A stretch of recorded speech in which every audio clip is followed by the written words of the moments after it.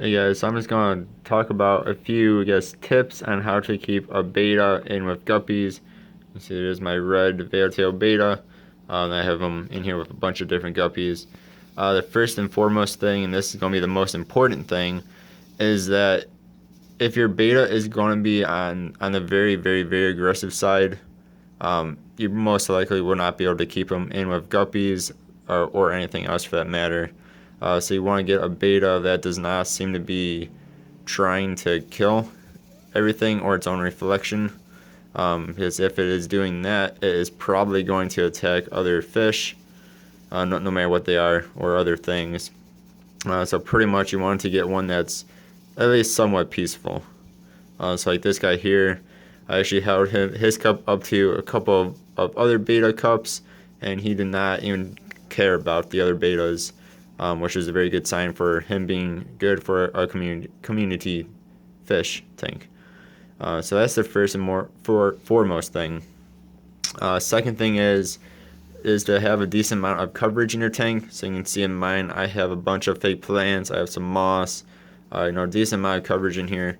So if the beta does decide to go after the guppies or other fish, the other fish can get away from the beta. So that way he cannot actually attack them. As betas aren't very quick either. Most fish are going to be quicker than they are. So most fish should be able to get away, especially if you have some sort of coverage. Then the third tip is try to. Now some betas will care about this, some others won't.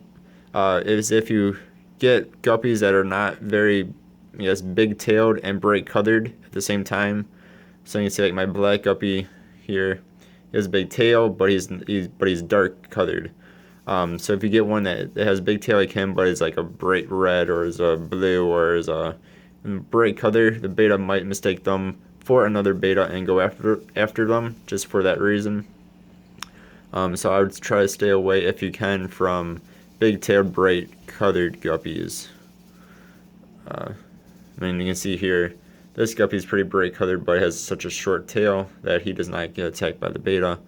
Then that, along with my beta, doesn't seem to care about any other fish, helps as well.